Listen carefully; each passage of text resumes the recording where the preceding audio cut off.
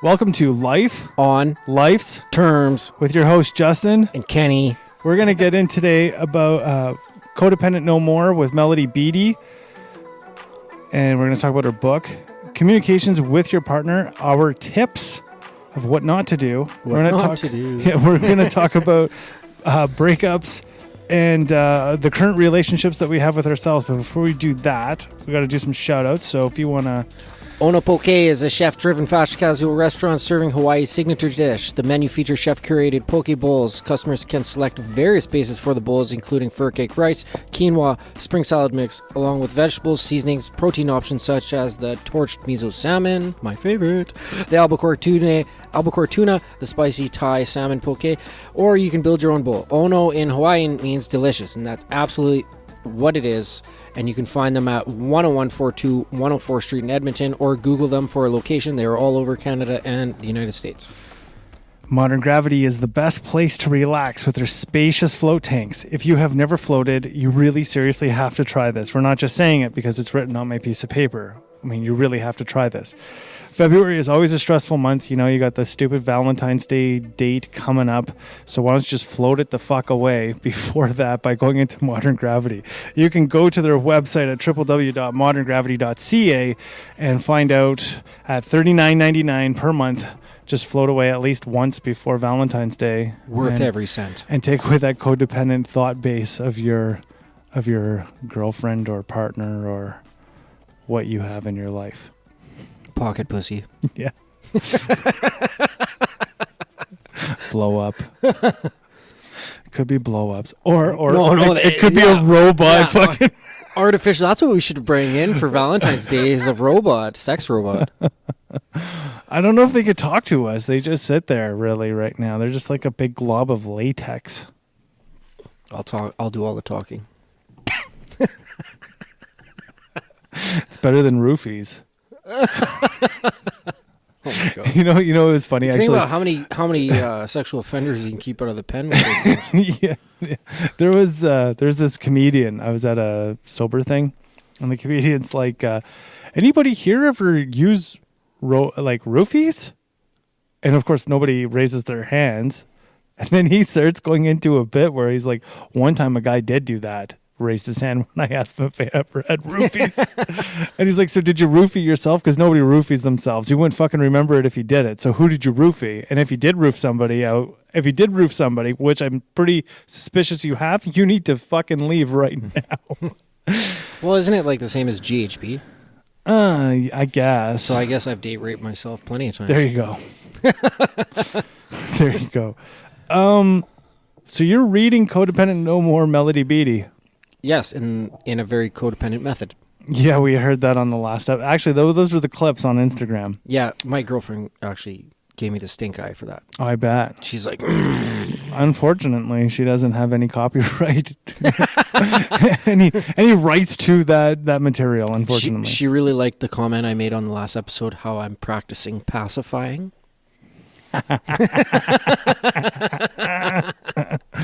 Yeah, until that blows up. Yeah.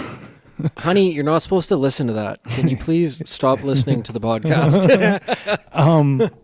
So what are your thoughts about the book yourself for you? Well, it's funny that I have to preface that it's for you. Yeah. Well, no, I'm doing it for myself. Yeah. Like I'm doing it. It's part of my recovery, and it's part of me like keeping my life on track. Mm-hmm. And one of the things that has fed into a lot of my relapses in the past is like my emotional stability around relationships. Yeah. And like, fuck, I can count on all fingers and toes, like the numbers of time where I like lost my shit and acted like an emotional infant in the relationship or at the end of the relationship, right? Yeah. And because it usually ends after that. And then, but like, you know, it bring up a lot of my shortcomings in this book thus far. And I'm only 50-something pages in. I just completed this checklist in it. Yeah, we'll get to that. Yeah. But so far, like the feelings that I'm getting while I'm reading it, it's kind of like a slap in the face with a cold dick. Yeah. Because it hits home. Like it draws a perfect picture of the shit that I'm doing that's weak.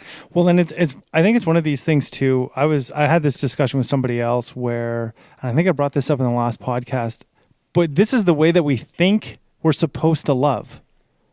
So, prior to reading Codependent No More, all of these things that we do that's codependent initially is actually the way that we perceive we need to love somebody else, right? Because these are the things that we can't love about ourselves, right?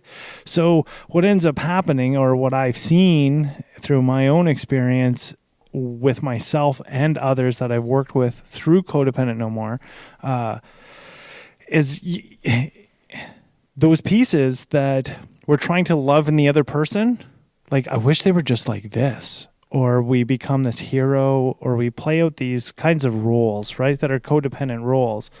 The reason why we're doing it is because we're so insecure about ourselves, right? So, like, how is it, and I said this in the blog actually last week, I said, have you earned the right to be in a healthy relationship? Because it's something that's earned. And if you're somebody, not even if somebody, but let's face, like, there's an ongoing joke in recovery saying, when we talk about codependency, people say, yeah, there's not a song written about that. I mean, every fucking song on the radio is about codependency. Yeah, this book has actually, like, ruined love songs for me, because now as For I sure. hear them, I'm like, they're fucking codependent. Yeah, that's it, because that's exactly what they're talking about. Because the reality is those are some of the worst emotions you'll ever feel. Like, remember, in the blog I wrote, have you ever been through a relationship where you don't know what to do with yourself after the relationship has ended? That's because you probably played out a codependent role in that relationship and you lost the identity of yourself. That's what becomes missing, right? So, like, that's a huge piece if you're going to be in a healthy relationship and what that looks like. I mean, I'm not saying, all I can say to you today is that, and we'll get into it later on in the podcast, but I have a healthy relationship with myself today. Yeah. And I work diligently at that. And we'll talk about that in a little bit. But one of the things that I have always come across with anybody who's ever read Codependent No More and did the work in Codependent No More, what you find is that the person that you're attracting to you has the same deficiencies and shortcomings that you have. Yeah. It's a reflection. I wrote about that in the blog as well last week, where I said, I never dated the wrong person. I was just utilizing the wrong version of me. Because you were always dating in some capacity a reflection of you. Yeah. And so if your partner isn't healthy, you're going to be blind to it until it all comes crashing down. It's the way it's always going to be, right? So Well, right now, I walked into this relationship, like, cautious, yeah, not to, like, dive in too quick. And, like, we both laid our shortcomings on the table, hence why we're attempting to read this book at the same time to fucking overcome it, even though it's in a very codependent way. Well, one of the things that I would strongly encourage you guys to do is go about the solutions to your shortcomings in an independent way. Yeah, so we're not, like, calling each other out on it. That's right. So, like, well, this is a perfect time for me to talk about this. So, like, remember that last relationship I was talking about where I turned around on a mountain and all that stuff and came back, and that relationship. Yeah. And I would say that I would always put my goals upon my partner, right? So one of the things that I had realized, we were both in recovery, myself and this partner. Mm-hmm. And one of the things that I recognized is I would always say to her, why can't you be more like this person? You know, I was sponsoring that time. I think I had like 15 people I was sponsoring at that time, all at once. And so my life was literally work, recovery, meetings, big books, like that's all my life, and her. Yeah. Right. But what I realized that was probably beneficial at the time was she didn't come before my recovery. It's the first time ever in my life where I was like, I'm going to a meeting instead of being with you. You know what I mean? That had to come first. And I recognized that I had to put something above, because before I would die on the cross for a relationship. Yeah. You know what I mean? Like, they could put a meeting off, you know, but I did in that relationship. And so the other thing that I recognized that I would constantly do is we do big book studies and talk about like how we were sponsoring and the styles that we were sponsoring in with each other. And what I realized is really it becomes overbearing within our relationship. Our dates became going to meetings. Ugh. Right? Like it just became engulfed in like, and then we started trying to one up each other. The worst, I remember I was talking to one of my sponsees on the phone, and I had given this particular person a certain suggestion. She literally yelled, "That's a shitty suggestion." And the person heard it. What was the suggestion? I don't know. They were breaking up with their girlfriend or something. And I basically said, look, if you can't verbally say goodbye, you need to write a letter and leave. At the very least, I said I don't endorse it, but I don't condone it. I mean, you have to look at what it is that is playing best in your hand. Yeah, you know, and if that's the hardest thing that you can do, well, then that's the hardest thing you can do right now. Maybe later on you'll be able to actually talk about a breakup or something like that with that partner. So she, you know, that's what it became. So all I'm saying is forewarning. That's why you don't want to go through this codependent no more, where you and your partner are trying to work as a team together, right? Like, because the whole point of codependency is it feels like it's a dysfunctional, toxic fucking team, right? That's what it becomes. So the only way how you get past that is if you work on yours alone and she works on hers alone. So I'll give you an insight. And I talked about this in the blog, actually. I said, what am I most attracted to from my partner? I'll tell you, the thing that I'm most attracted about my partner is to see her every day love herself. Yeah. To see her strive for it. You want to know how the fire doesn't go out? To watch them go through those challenges and not needing you. It's pretty cool to see that independence. And it's also really cool to see them say, look, I need your help right now. It's cool to see that because now you know their own limits without you having to push them. There's no pushing, right? You don't even have to suggest. They're independent enough to go and figure out how the fuck it is they need to love themselves. And your program for loving you is completely different than theirs. So you know what I actually 100% respect about my partner is how healthy they are independently. It's fucking amazing to see that. Yeah. And as long as they're doing the right thing in order to be in a healthy relationship, which means they're emphatically loving themselves to a degree, yeah, then we've both earned the right that day to be in a healthy relationship. Right? Did you do the hard thing?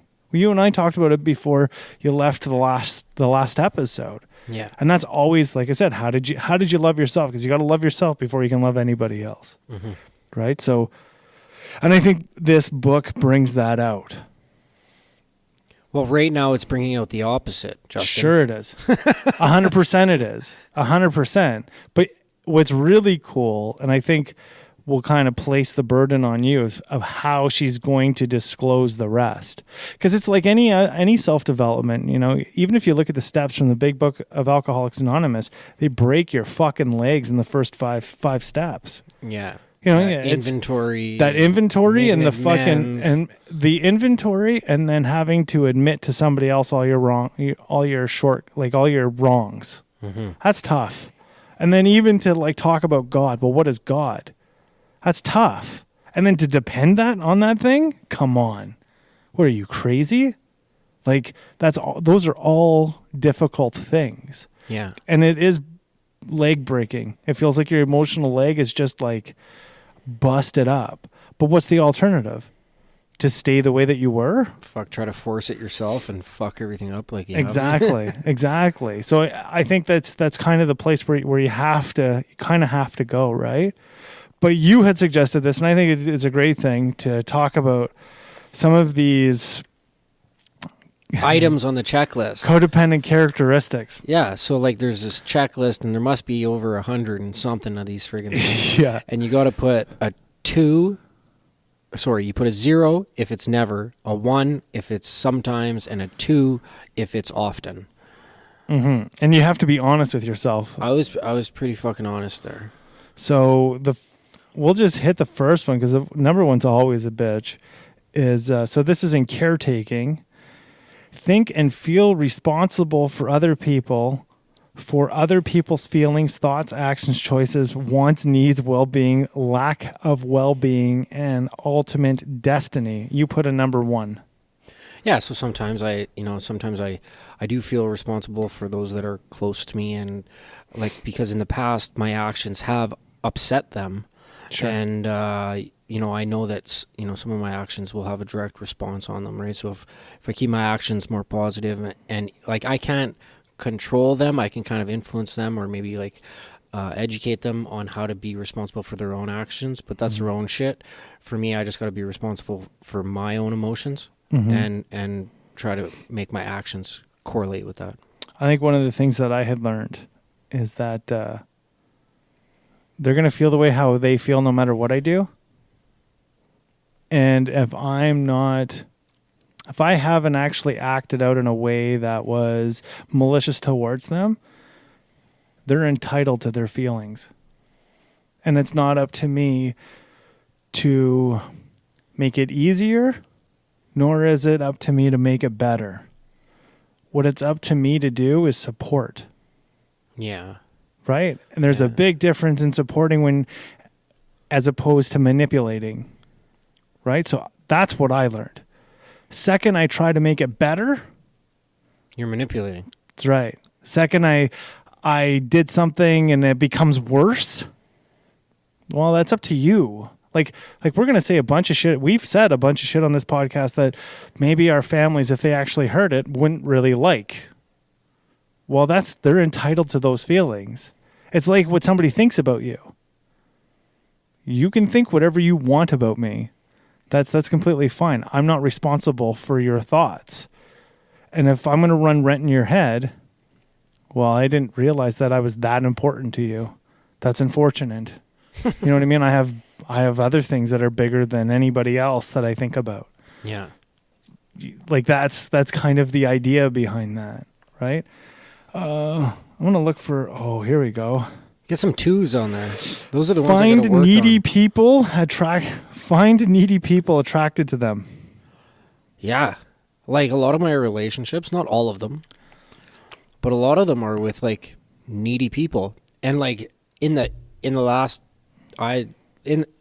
past, I've only recently in the last few years come to the understanding that our relationships are a direct reflection of us. Yeah. It's like through the mirror theory. Moral right? mirror, yeah.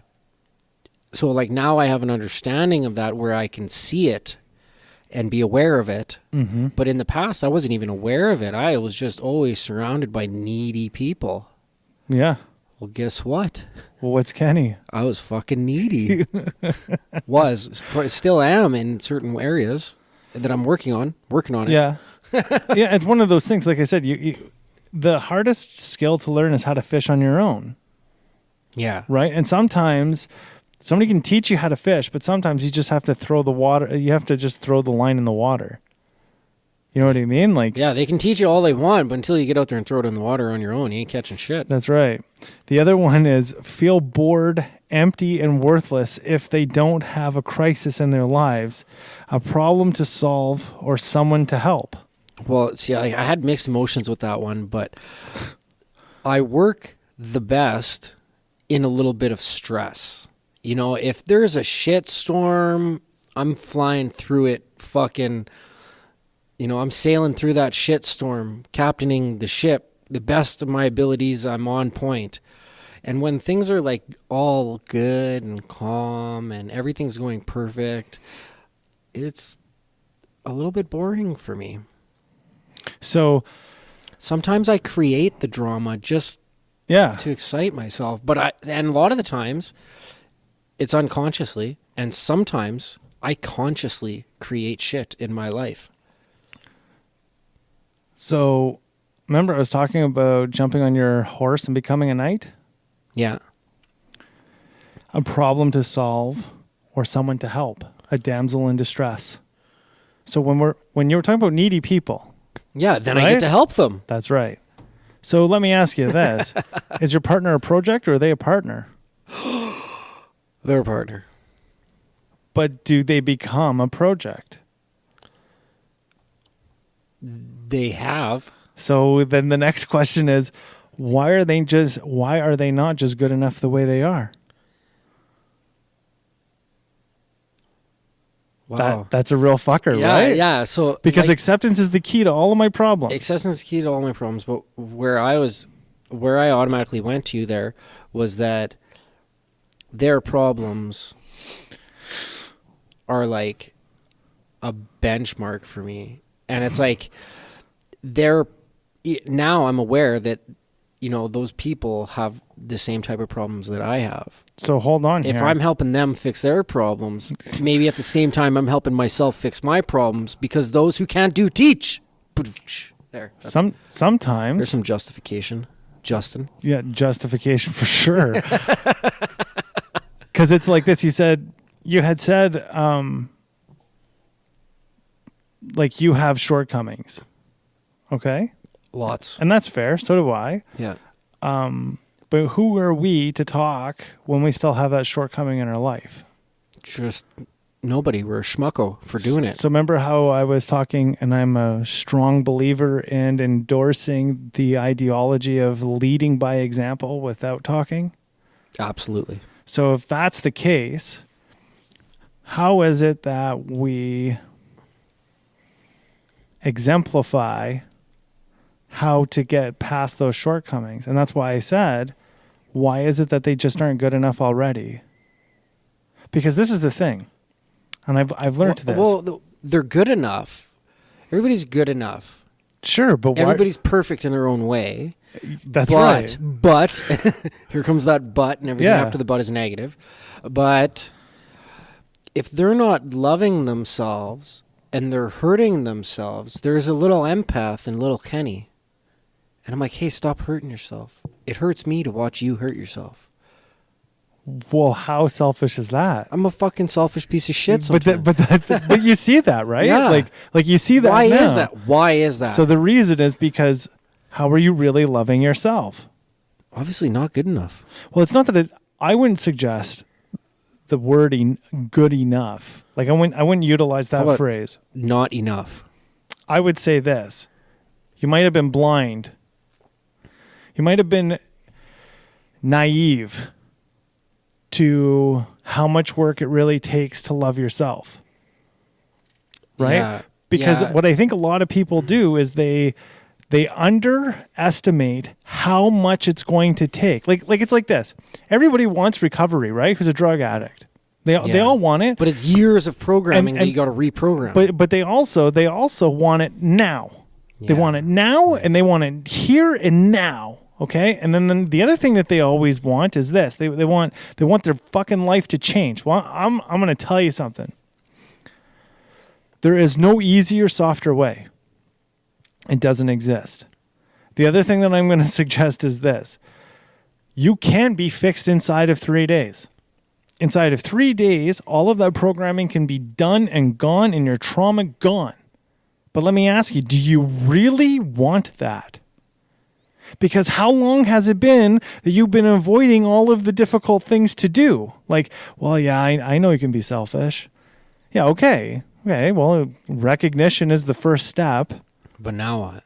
Exactly. So Well, you what can if- keep recognizing the same fucking door over and over and over again. But if you don't ever open it and walk through it to find out from somebody that you trust how to deal, how to get rid of and overcome, you're just going to keep looking at the door, right? So like the other thing is this: you will always attract the same kind of love that you give. So like, for instance, Well, I'm grateful for that, because I got good love, and I give good love. Okay. And I feel like I get love, lots of love back from my significant other. And I'm very grateful for that. Now, the other piece I think to always look at, and this is okay to do this, is you need to look at the people in your life, and one, are they needy? Like you're talking about your friends, okay? And you're like, sometimes I put too much. You didn't have balance, is what you were saying in the last episode. So I'll put it to you this way: the way how you find balance is if they're not a reflection of you, get rid of them, flat out. But don't we want to like upsell ourselves? So like if we're looking, say if they're not a reflection of you, get rid of them. But what if like you want to upsell? You know what I mean? You want to like move up the ladder in individuals, in socioeconomic standing, in that's fine, philanthropists. But those people will be attracted to you regardless. Like that'll happen. You will find that more things fall in your lap than you actually going out and searching for it. Well, also just create the vacuum. It'll just happen. Create the vacuum. Get rid of the schmuckos and open the room for. Yeah, because it's wasting your time. You really only need 5 people, maybe 6 people in your life. Really, that's all you need. You don't need anything more than that. And anything that is more than that is just variety once in a while. Really, Mm-hmm. So again, going back to that, creating a damsel in distress, jumping on your white horse, throwing on your armor, and going to go save somebody.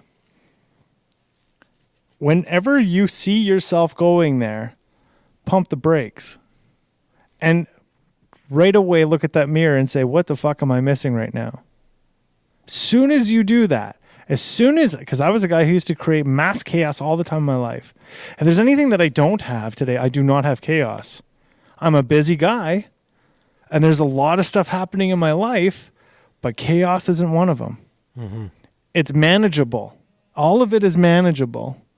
And because it's manageable, what ends up becoming from that is the calmness that flows through it. Peace of mind. And I'm never ever sitting in a place of reactioning or reacting to things that are happening. Instead, what it becomes is it's all discernible. And when it's discernible, I feel like I have time, right? Because that's when we start creating chaos, we might as well be like, that's a using thing, right? Yeah. So that we have to very, very, very much be vigilant towards those things. So over in the denial piece, you had put number 2 by tell themselves things will be better tomorrow. Codependent tends to tell themselves things will be better tomorrow. Do you remember that? Yeah. So optimism is a big factor in my life. Sure, to get through shitty times. Yeah. And tomorrow is always a brand new beginning. Mm-hmm. To not make the same fuck ups that I made today. Okay. Yeah. So what I rephrase is that I will be a participant in making tomorrow better. Yes. See that? Now see how that became a positive? And it became like I'm depending upon myself. I will be a participant. Yes. See that? Yeah. So I need to participate in tomorrow being better. Because if you don't, if I leave it up to whatever, what the fuck is that? And it's not like an aspect of trying to control it, but just put in the effort. I'm a participant in this. Put in the intention. It's like looking at today. Did you shit the bed today? Well, yeah, I did. Okay. Recognition is the first one. So what are you going to do tomorrow? I'm going to recognize that I will participate in making tomorrow better. For who? For me. Yeah. How am I going to do that? I'm going to learn. I'm going to love fiber. Or I'm going to love I'm going to love myself in a way that's different than today. That's how I'm going to do that. So what do I have to do? Well, maybe I have to go to the gym. Maybe I have to get down on my knees and say, God or universe or whatever you want to call it, I really need your help today. That's it. Move on, right? Maybe it's taking a better inventory of my emotional stability, right? Sometimes those are afterthoughts because you can't perceive them before it happens. right? Like, you don't know how you're going to react to things. Yeah. But you do know that if you get physical exertion, the likelihood of being a reactionary fucking neurotic person is less likely because you're tired, Yeah. right? Like, there's a reason to that, Yeah. right? So there's a difference between being physically tired and being emotionally tired, as well as there's a difference between physical, emotional, and just being sleep deprived, Yeah. right? Sleep deprived is pretty tough. Another one you saw here was codependents tend to spend money compulsively. Oh, I'm the biggest guilty fuck. Oh, I'm ashamed of myself some days. Were you ever ashamed of your drug use? Yeah? Guess why you're ashamed of your spending habits? Because I'm still chasing the dragon. Now let me ask you this. You think people who make hundreds of millions of dollars? I know. They dress like regular Joe Schmo. That's right. But do you think that they don't get ashamed of when they blow too much money? They probably do. Sure they do. You know why? It's guilt and shame is in the predominance of that circle of emotions that they haven't dealt with yet. That's the truth. That's the truth. So it almost becomes, and I've been guilty of this. It becomes a place where it becomes a place where we need somebody to, like, we need a little bit of S&M in our life. And this is what it becomes. It becomes you deprecating yourself. So that's why you go kick the shit out of yourself at the gym instead of at the ATM. That's right. That's right. That's why it's so important that needs to be in the beginning of your daily regimen.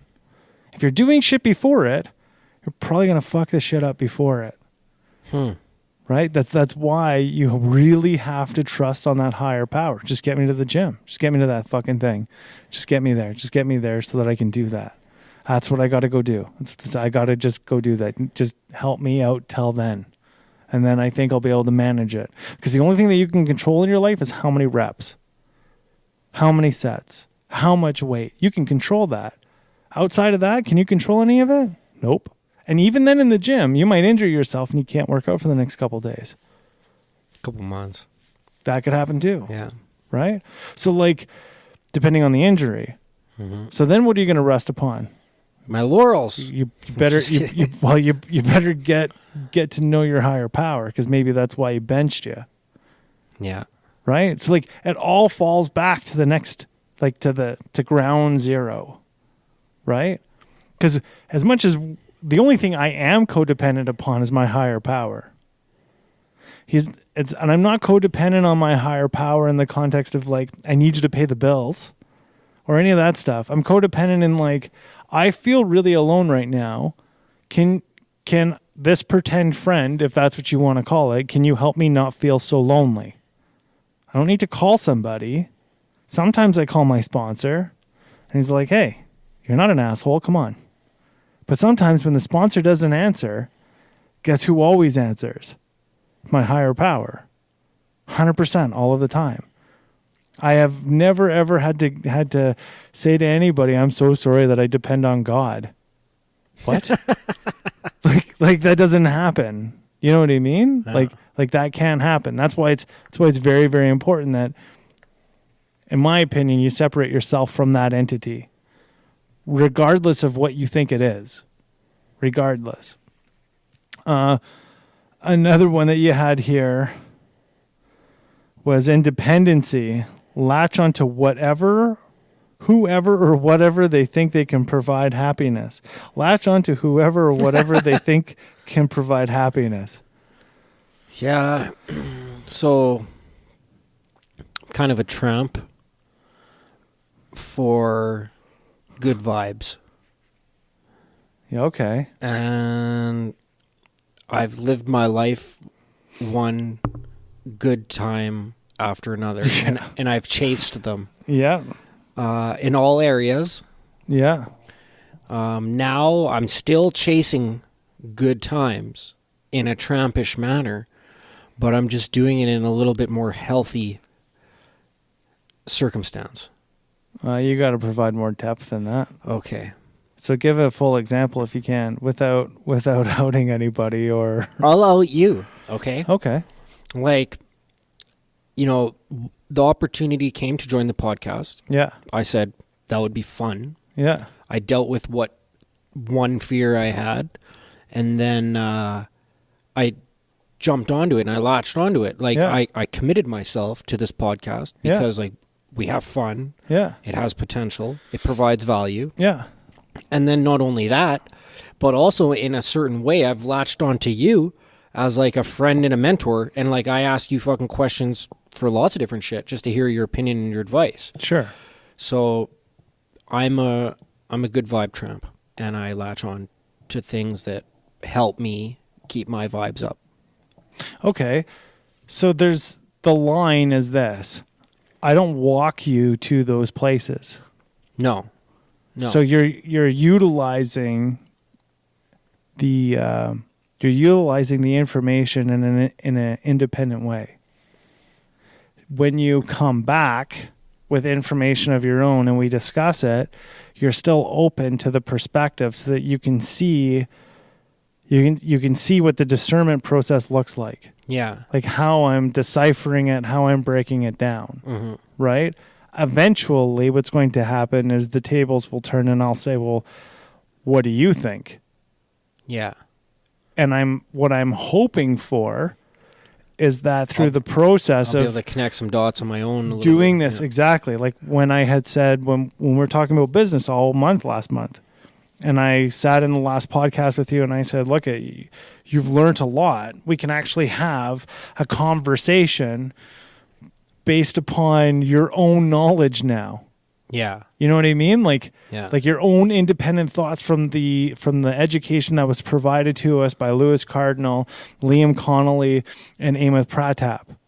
You know what I mean? You now can make your own kind of understanding, formulate your own thoughts from those conversations and be able to provide something that's not half-cocked ideas. Yeah. They're actually fully thought through. Yeah. You see what I'm saying? So that's an independent benefit, you know. And then the other thing is that I see here on your list is coerce. Poor communication. You have a number 2 by coerce. Well, I've drug a few people to make a decision in numerous areas before. Like I've had to drag them kicking and screaming and convincing to see things my way. Whether it's a good idea or not, Yeah. I've been that guy. And that's something that I need to work on. Instead of like coercing them, I just like to be able to like have a good enough MO that I don't even need to pitch. That people come pitch themselves to me, so I don't have to fucking coerce nobody anymore. Yeah. Coercion too can happen when we have a want. It's not a need. It's a want. We want it. Mm-hmm. When it's a need, we don't really have to coerce because it'll just naturally come. Yeah. You know? Sometimes you have to work for it a little bit, but not like coercing. And then really when we're manipulating in that fashion, typically we probably spouted off a bunch of lies, you know, in order to make that happen, or false truths or omissions. Omitting things is still lying. You're not being fully honest with the person, right? Well, unless you're as ignorant as they are. Yeah, but that's a very, very fine line. Yeah. You know, that's a fine line. Another one, too, was anger. So live with people who are very scared, hurt, and angry. Yeah, well, you know, it happened in childhood. Like, my mom used to have anger issues. And, you know, she doesn't anymore. She actually helps me deal with my anger issues now, which have gotten like way, like 90%. They went from 100% to like down to about 10% in my life, to the amount that the amount it takes me to react. I'm still not perfect. I'm still react sometimes, but it takes a lot more than it used to. But I also find myself surrounded by people who are also reactionary and have tempers. So like you're suppressing their anger? I don't know. Like right now between me and my girlfriend, like the biggest, like our biggest fights are the fucking like passive aggressive fucking snarky sarcastic comments that just get each other boiling, and then there's like that thick air and we're not banging that night.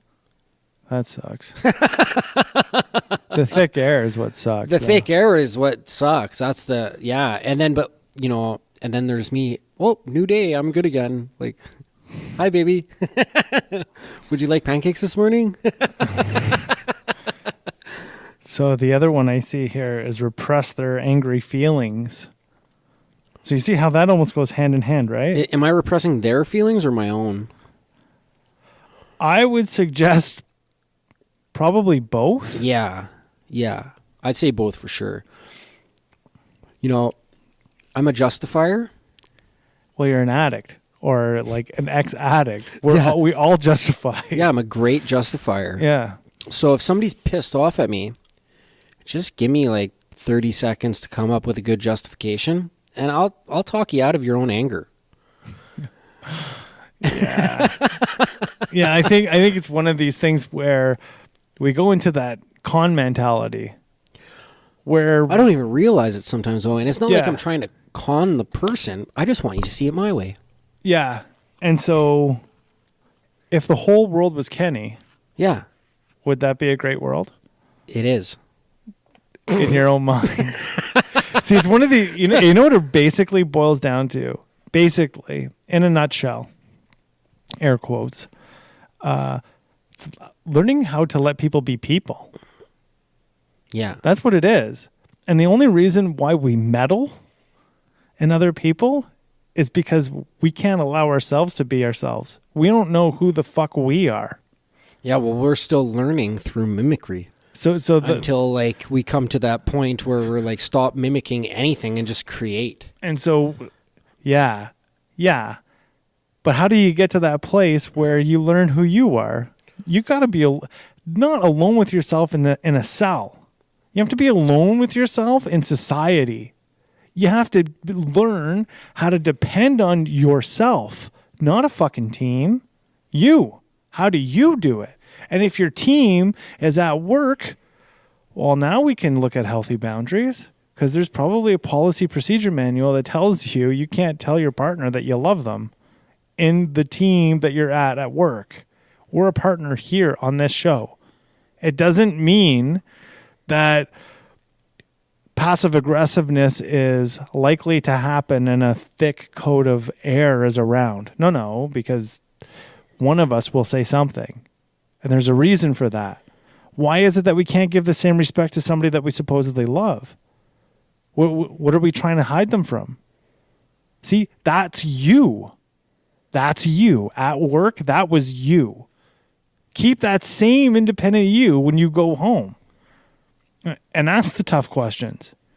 Is this really worth it?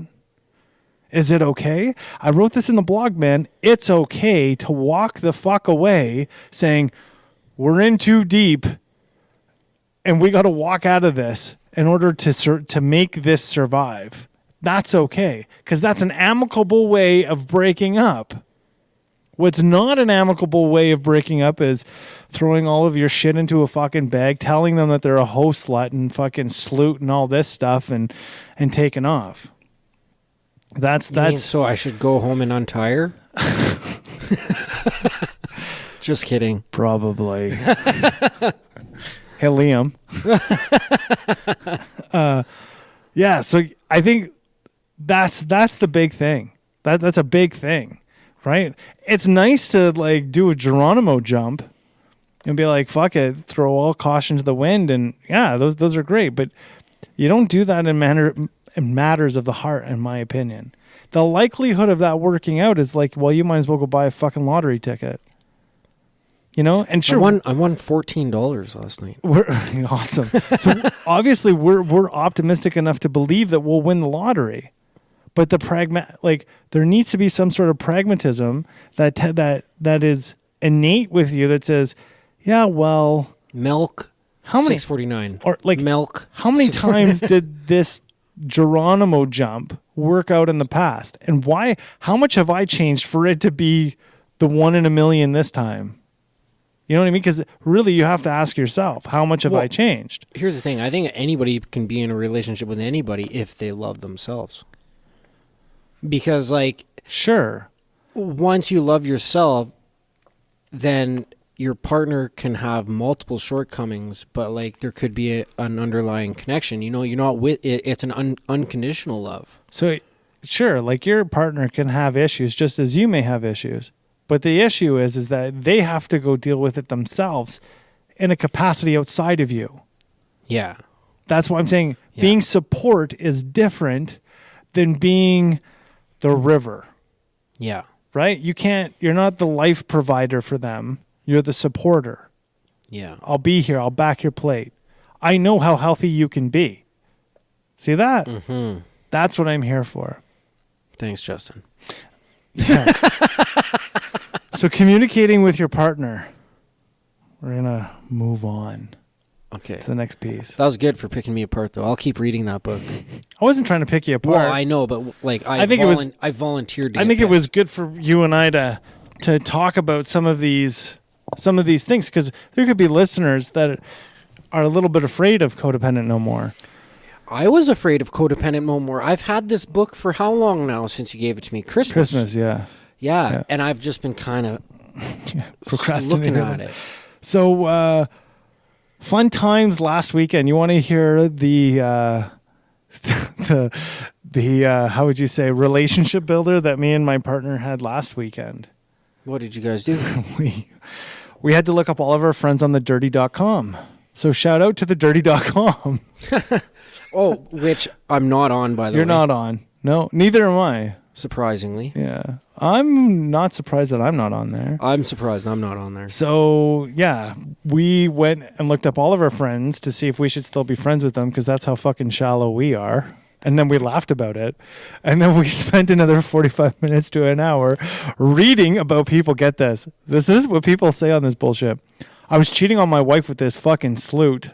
And you're like, you were cheating on your wife, you fucking idiot. And she gave you an STI. Like, said, done. Like, these are just basically Jerry Springer stories and Maury Povich stories time and time again, over and over again. And it's basically, I was cheating on my man, or I was cheating on my wife, or I was cheating on my girlfriend, or he cheated on his girlfriend with me.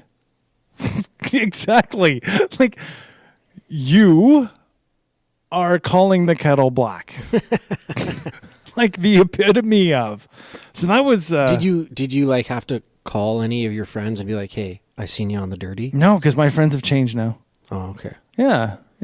No, none of them. It's kind of, and neither her. So we're kind of probably boring people. Yeah. But yeah, that was quality time.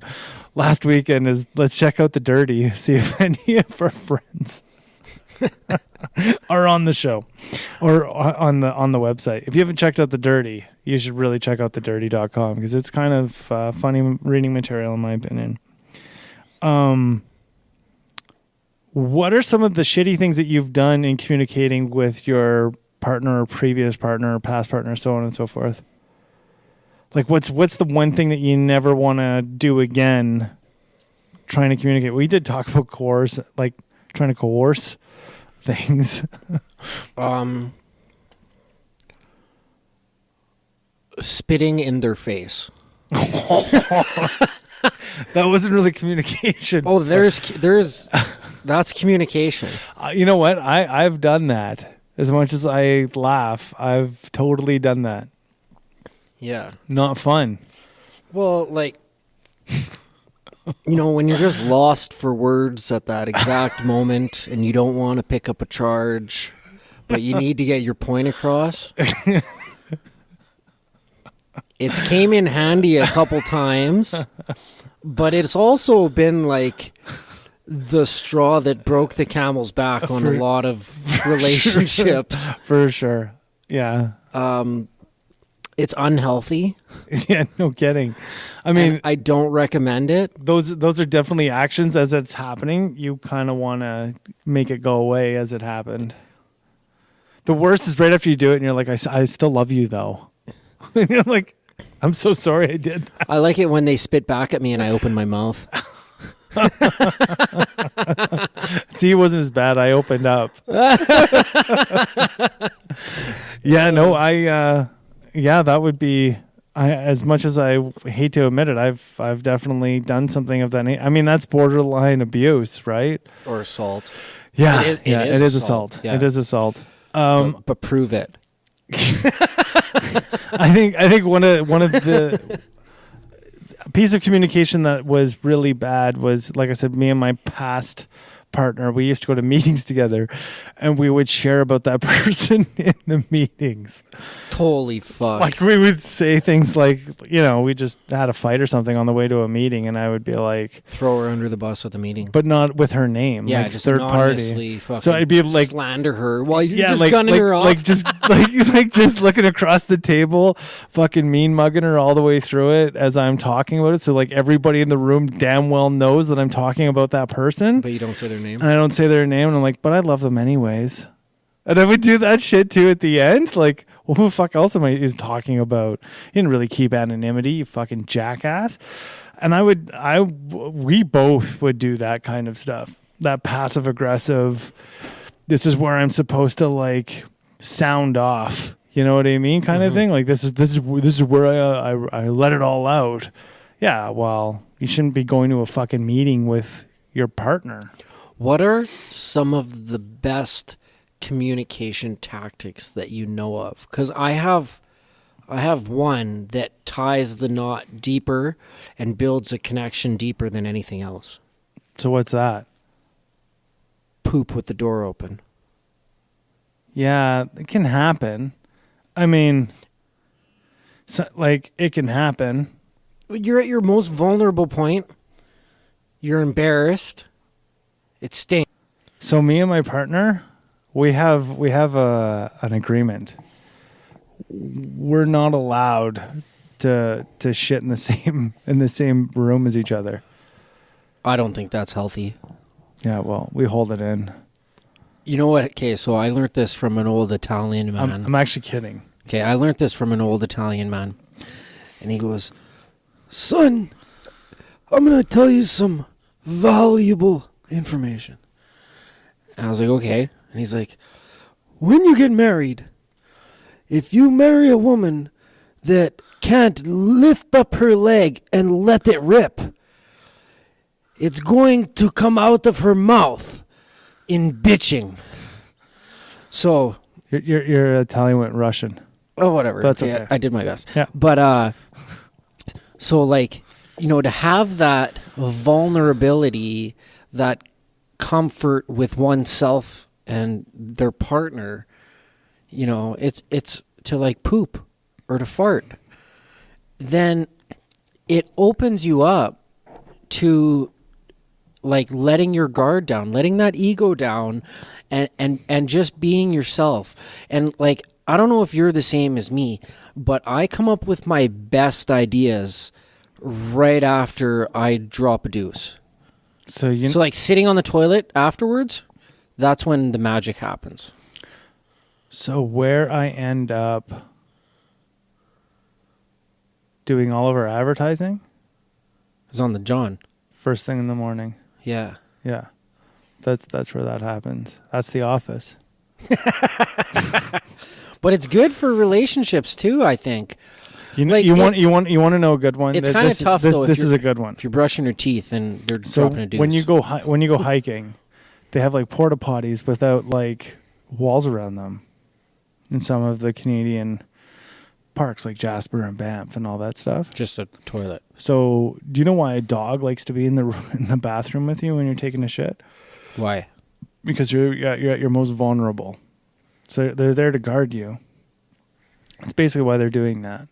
So when you're in the bush and there's bears and you're dropping one, you have to tell your partner that you're doing that so they can stand guard on the trail, so to say. More in the sense like with bear spray or something, or like an air horn or whatever, so that you know you're probably going to die in the next 5 minutes. Pull up your pants. What I was always told is if they're taking a shit, it's a freebie. Start running. Because you're not stopping no fucking bear. Like, somebody's got to die, and well, at least you can tell the story. You know, that's basically so. That, like, between me and my survey companions, when I used to work in the oil field, that's what it was. You see a bear, fucking run. Let him know, but all you got to do is outrun him. That's all you got to do. So like, I used to like threaten my assistants, and I'd be like, "I'll hit you in the head with a rock. That's how you know a bear's coming." And they would say, "Why?" Well, if you're knocked out, I know I'm getting away. Like all the time. That was the classy guy I was. Or I used to throw my chainsaw at them.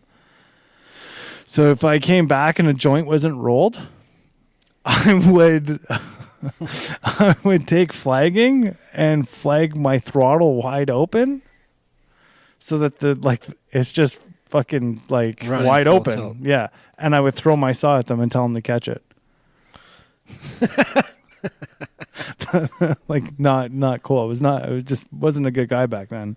Or if they were taking a piss, I would most times I'd take the chain off the bar of the chainsaw, put the bar back on, and then start my saw and put it right between their legs and start going up towards their dick. And then I would basically tap them, and then they would realize that there's no chain on the bar. Holy fuck. Yeah, you'd piss your... shit. I'd shit. And then we could be intimate. Yeah, no, that's communication. I think one of the best things that I have learned is I don't really give a fuck what they think about me. I don't give a shit what anybody thinks about me. And because of that, I'm allowed to, I can be honest while utilizing the skill of being tactful. So I came to a realization the other day. I went bowling. Epiphany? Epiphanies always come with a Tiffany. Okay, so I went bowling with the wife and my one daughter, and I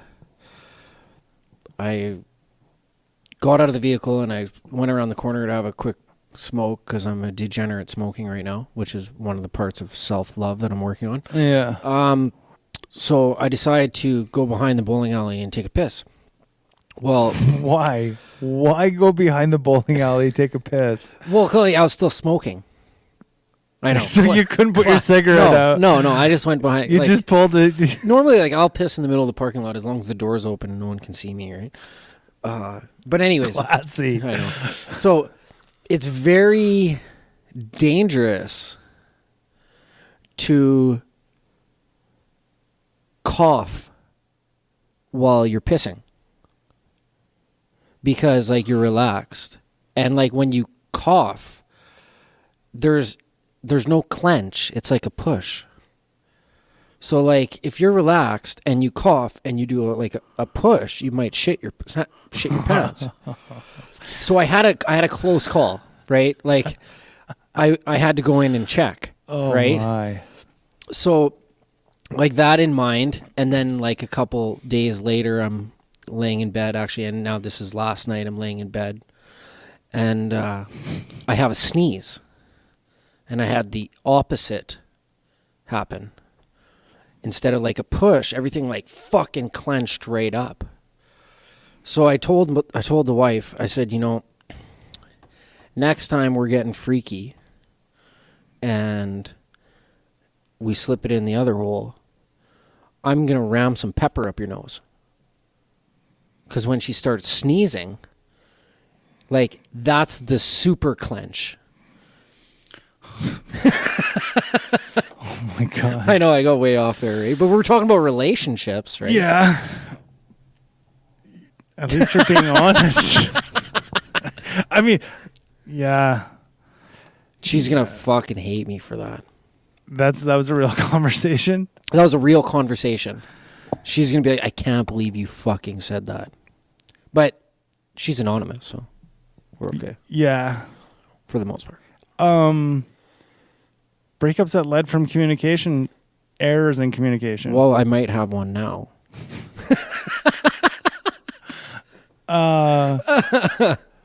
So I slept with this. Well, I shouldn't even say. I was with a bigger girl one time. I did that once. And I was kind of ashamed of myself afterwards. Why? Because maybe this person wasn't clean. Okay. Like they were so big that they couldn't really... Take care of themselves. Yeah. They were that big. That big. Interesting. And this was an active addiction. Okay. So I wasn't like as fat as I am now. I was really skinny because Yeah, of course. Eating will come in style next year. Yeah, exactly. So we're walking, and I kind of remember her like boasting to one of her friends on the phone as we were walking that she was sleeping with some good-looking guy, and I'm like, in my head, I'm a fucking junkie, like degenerate right here. I'm a fucking idiot. And she was really big, and then she tried to call me later on. Yeah. And so I let like the real girlfriend answer my phone and just let it go. So then that was the catalyst between two relationships falling apart right then and there. And I was totally cool with that. So I was like watching the explosion just happen.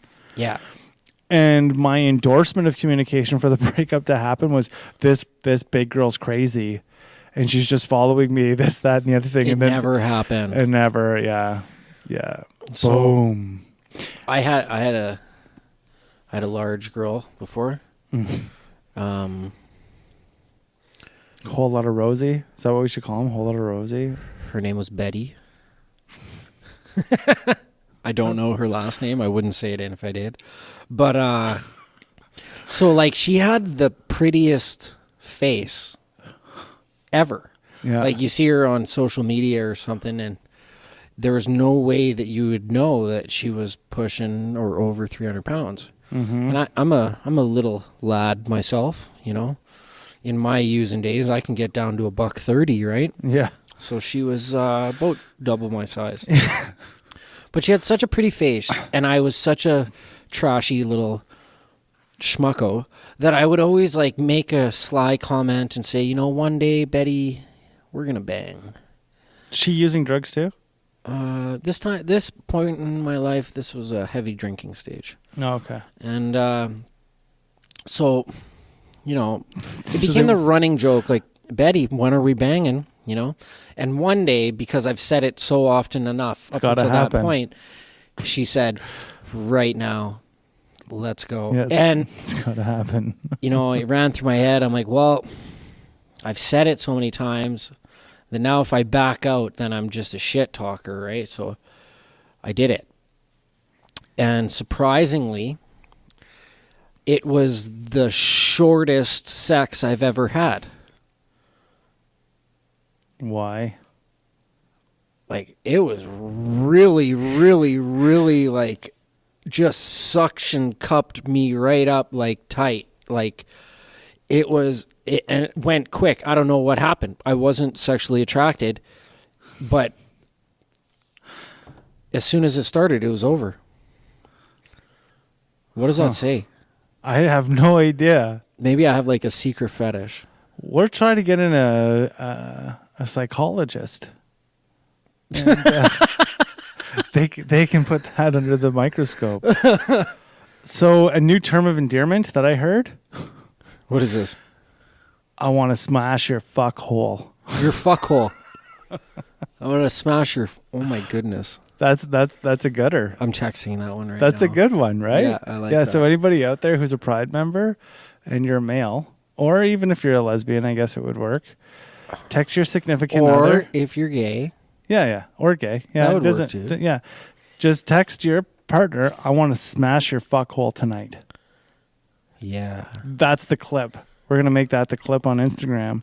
I want to smash your beep. fuck hole. That's what's gonna happen. Yeah. So New term of endearment. What's some of the craziest terms? I like tongue punch your fart box. That's a favorite of mine. Because like, a relationship isn't a relationship until there's some ass licking. I don't know.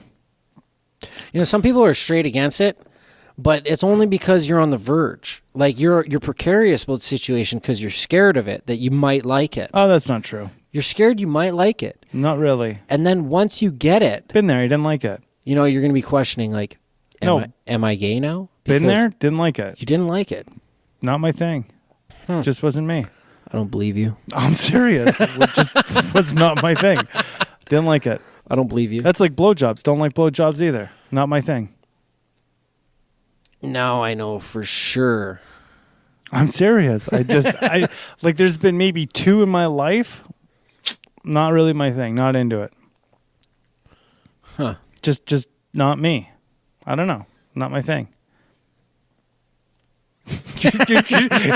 Kenny's sitting across the table from me, stunned. Just like I just don't believe him. I'm serious. Like No. just slack. That's not even fucking humanly possible. I don't need to lie to you. I'm just saying. I know it's- you don't need to, but it's I don't, not my I don't thing. understand why you are. I'm serious. It's just not my thing. I'm a 1 in a million that way. Yeah, it's just not my thing. Not what I like. Okay, well, whatever works for you. Yeah. I'm real conservative. I'm very liberal. I think you know what I kind of think what ended up happening was being a guy who worked in the sex industry, like your world gets real small in that regard, because what ends up happening is you hear about all these. So I would like answer the phone. Jaded. I think, well, what ends up, I would hear all these fantasies from these Johns for the girls that I was working with, right? So you would hear all these and then you're trying to hook these Johns up with these girls to go do these fantasies for these guys, right? And you hear these fantasies and they're so detailed and orientated, and that's what makes if you're in that industry, that's what makes your industry. If you can provide those kinds of services for guys, that's what makes it better. Like for your clientele, so to say. Yeah. And so hearing that stuff all of the time, it kind of just takes Yeah. it takes the oh wow away from it. It's not even the same as like if you're like I don't even watch porn. Just I'm not into it. Yeah. And and that's from the time or times working with prostitutes and facilitating certain services for them. That's what ended up happening, was like you just lose that. You lose that. The worst is when you find out that you're dating a prostitute and you didn't know that they were a prostitute. Oh my fuck! Tell a story of my life. That's that's the worst. Like I'll go into the story again in case nobody's like listened to the past episodes where I've gone into it. But like prerequisite for Kenny used to be he had to. Yeah, that used to date be my ex-hookers. prerequisite. that the girls I was dating had to be an ex-hooker or, well, yeah, an ex-hooker, because I didn't want them doing that while we were together. But that's because I was broken, that I was looking for partners who were equally as traumed out as I was. And so like one of my first real relationships, I'd say my second relationship. I was with this girl for quite a while, and like she came with me everywhere. I introduced her to all my network, and she was living with me, and we were in love. and that's that. You know what I mean? We were doing it, and I took her to the grand opening of this bar that was opening up, and like I contributed in the construction of this bar being built. With I was the owner of the bar was like a mentor of mine and who I really looked up to. Yeah. And so I went in on the grand opening night, and I said, "Hey," I called this guy Uncle. I said, "Hey, Uncle, meet my old lady. This is my girlfriend." "Oh, hey, how's it going?" And then the next day, I went back to the bar again with a friend, like not a girlfriend, but a female friend. And I went up to my uncle, air quotes, and he goes, "Was that girl last night really your old lady?" "Yeah." "Do you know she's a hooker?" And at this point in time, like, have you ever seen The Simpsons where, like, Lisa breaks up with Milhouse or whatever in the movie theater, and, like, Bart records it and pauses it? That's the exact moment that his heart shattered into a million pieces. Like, that was me at this point. My heart shattered into a million pieces. I never called a escort or a hooker. I never utilized the services. I never, that was like outside my comfort zone. Yeah. And that was not something I was interested in. I was interested in a relationship, and I was committed to this person, and I love them. And so when my uncle tells me this, and I said, "Do you know she's a hooker?" And I lied because I was embarrassed. Yeah. And I said, "Yeah, but she's not anymore." And he goes, "Oh, that's good. Yeah, I just thought I'd let you know because I banged her." And then it happened again. Like, right when you think things couldn't get worse, they get worse. Because, like, this uncle, air quotes, is notoriously known in the slums of Edmonton for being like a serious John, because he has a humongous wrench on him. Humongous, big, fat pop can and a half of a fucking schlong, right? So now I'm like, all these mental images of this wrecker. Yeah. And then looking at my tiny little girlfriend. Oh my God. Like, I was broken in so many ways. And that was like the catalyst for my like deep dive into the prostitution underworld. Yeah. After that, it was like I was so fucked up that I needed that fucked upness around me. It's strange how the insecurity falls right away. You know what I mean? Like the inadequacy. Yeah. Because I mean, so working with prostitutes, I remember girls used to say this shit all the time. I was getting tired of this, John, so I told him he had a small dick while he was in me. Because they know. Yeah. Instantly, you're done. Like, you're done.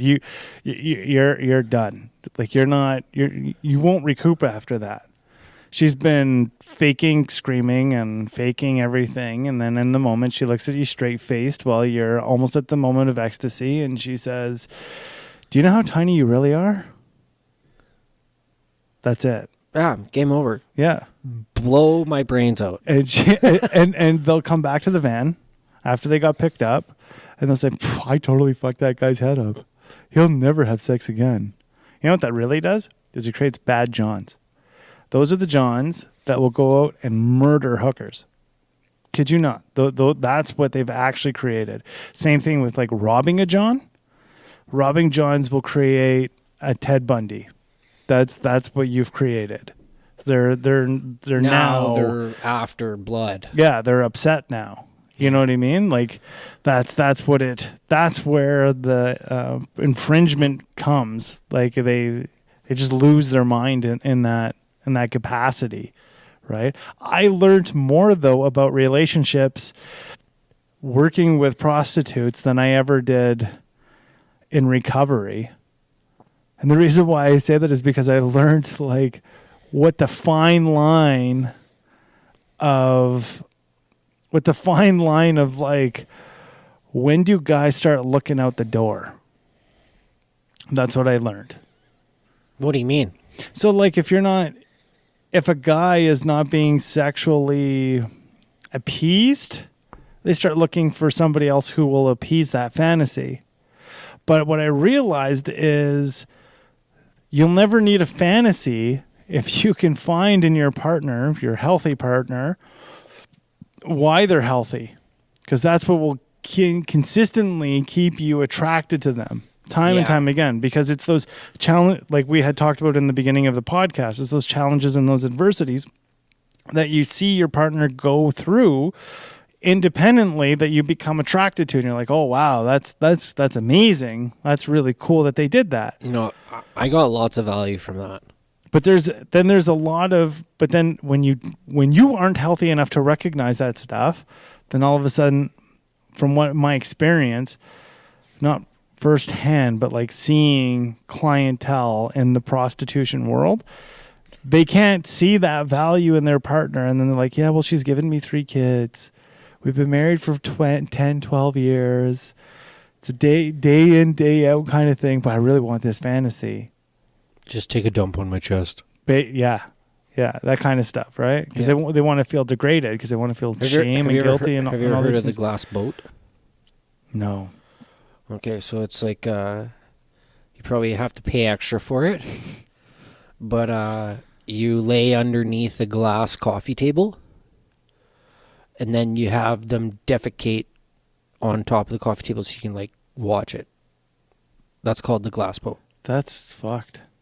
Yeah, not saying that I ever did it. Yeah, like I know the services that are out there as I well. wouldn't be interested in it. All I'm getting is the psychology of guys out there. The reason why a lot of them are leaving is because it's not the woman that they're leaving or the woman that they're cheating on. It's that they're unhealthy to be in that relationship. They can't recognize the value in their partner anymore. That's typically the reason why they walk away, so to say. It has nothing to do, really, in two healthy people, it has really nothing to do with, well, you didn't give me this or you didn't give me that. That's so shallow. Before the shallowness even happens, and I learned this with working with, like I said, working with prostitutes, before the shallowness even happens, what really happens is they just can't see the value in their partner anymore. And when that ends up happening, it's all done. Honestly, I can't express enough how much value that gave me today. Like you sharing that with me, that that's how to keep the fire alive. Is that when you are able to independently bounce back from adversity and like show and exude self-love and self-appreciation, that's attractive. No, I'm going to tell you something. It's not up to you to throw adversity in front of them to see them get over it. Like, what do you mean by that? like you can be like, here's a challenge. Yeah, really need to get turned on right now. No, it doesn't work like that. Just life is tough enough. Life is tough enough. So like, you want to hear foreplay? What was your day like today? I just sit back. Oh yeah, was that really tough to get through? But you handled it? You handled it. And how well did you look at that? You handled it so well. Oh my God, I am rock hard. The last thing we're going to talk about is our current relationships with ourselves. It's a work in progress. Done. It is, though. It is. There's ups and downs. I've seen ups and downs, and I'm grateful that I can look back and pay attention to certain patterns that I've shown. Okay, I got a question for you, though. Okay. How do you find an independent inquiry of past patterns? Well, doing the inventory, like the self-inventory, a circumstance happens. Mm-hmm. There's a reaction, emotional reaction, and then and then you look for similar patterns in the past. I have an idea. Okay. Do you write a journal? Not right now. I have But you have? Yes, I have written journals. So what's really great about journals is after about 2 or 3 years, you're okay to reread it. You know why you're okay to reread it? Because you're so much different than that person that you feel detached from it. But at the same time, when you see like, oh, that guy's fucked, then you get to ask yourself, am I still fucked like that? No, I'm not. And then you read, and then you read a little bit more, and then you're like, am I still fucked like that? Yeah, I'm still a little bit fucked like that. And then you write that down. And then you can start working on that. because that's been a problem for like 2 or 3 years now. Yeah. But see, it's a nice, you want to talk about it. It's a clear-cut way to see your pattern. And an easy, softer way, because it's so objective now, right? Like, it's 2-3 years old of a journal. I gave my partner, I was like, you want to read one of my old ones? Here you go. Go ahead, read it. You want to see what kind of fucking jackal I was? Here, read this, right? And then you'll appreciate, I appreciate the change. When you read those things, you appreciate it. You're like, shit, I actually have. You see the places where you have small growth and where you have big growth. But again, this is a long-term goal. Like, if you're going to start this now, it's going to take you 2 or 3 years, maybe even 4 years. Like, I have, I don't know, probably a foot worth of journals over the last 5 years. And yeah, reading them and looking at it and being like, yeah, I still have a touch of that. But this I don't even have. Like, I don't even think like that anymore. Wow, look at that. So I can appreciate that way. What's difficult to read is like last year's journals.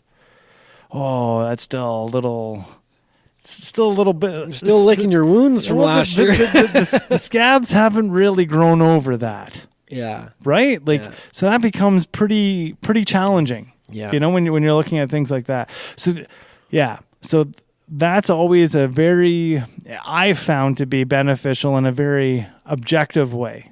I can detach in that moment. That's coming up in your book, actually, detachment.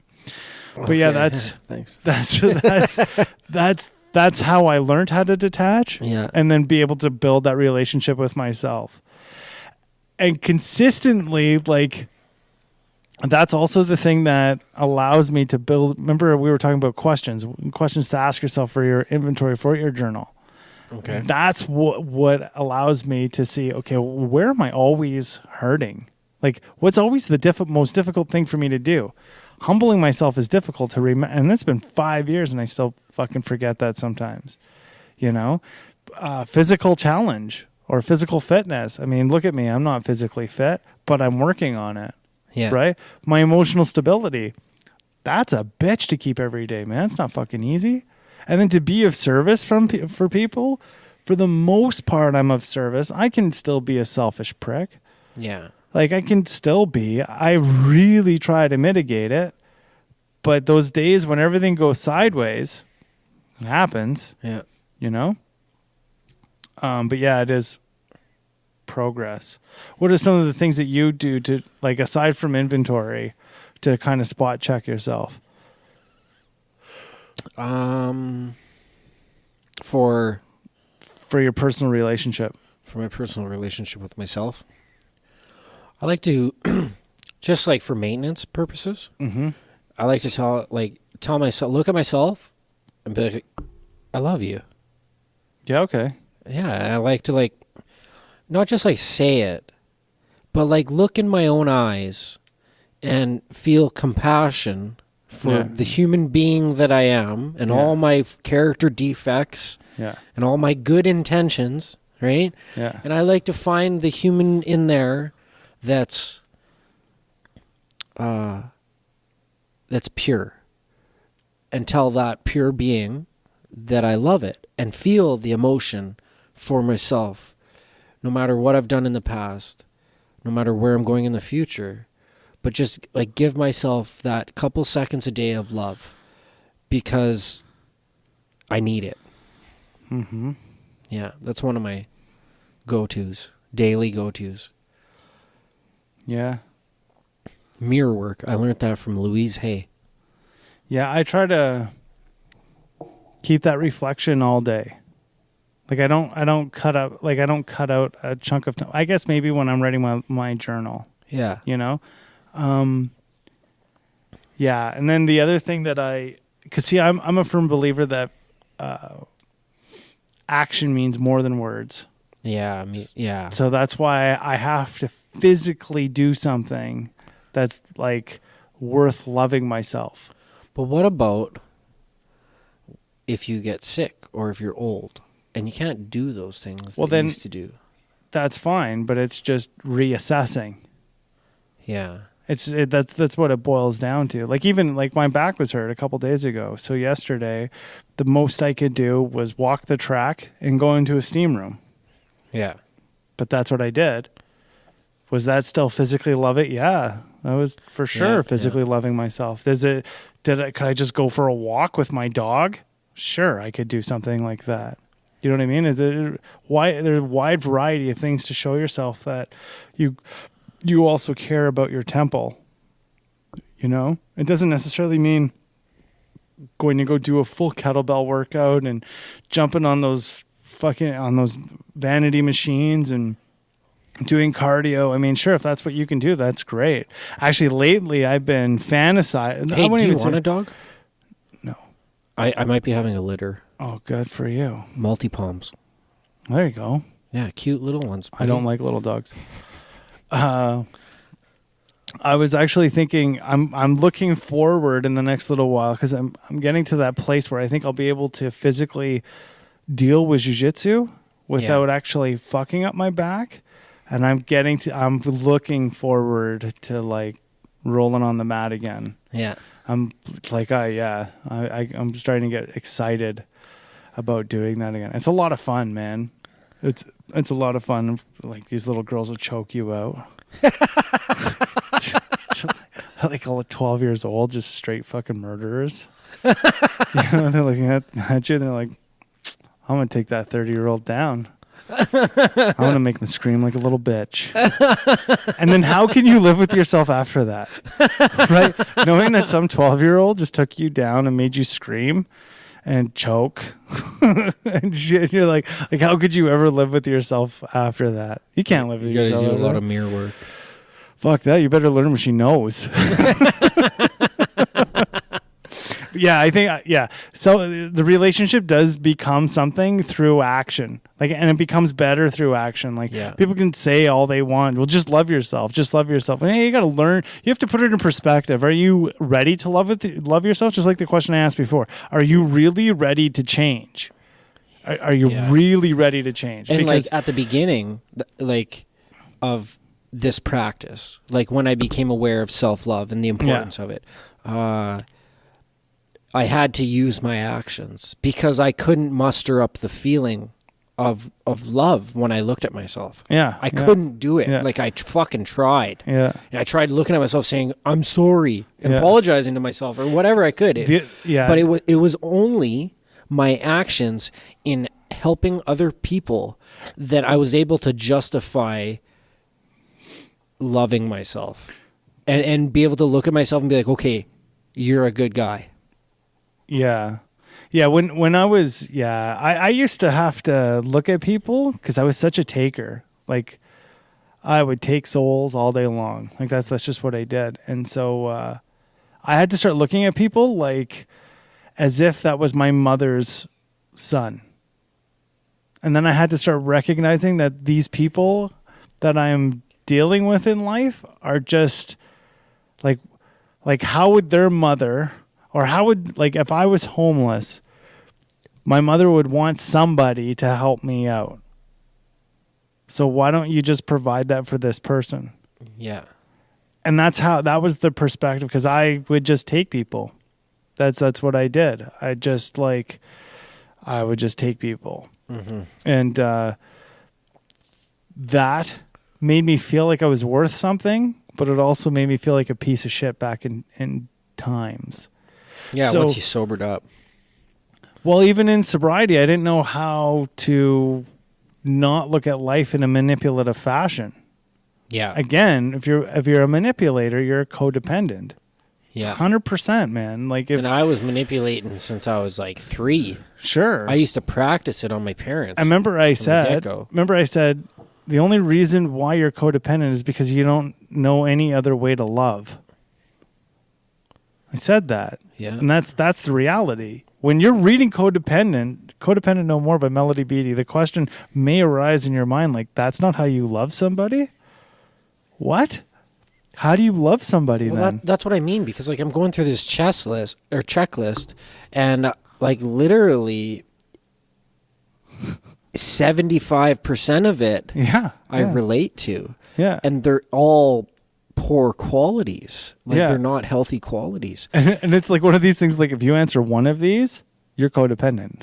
You're like, Yeah. fuck. So I just answered 75% of 120 fucking things. Yeah. That's a lot to work on. Well, the assessment, it almost becomes a wholesale, because as you go through the book, you'll see the assessment becomes how well is it serving you.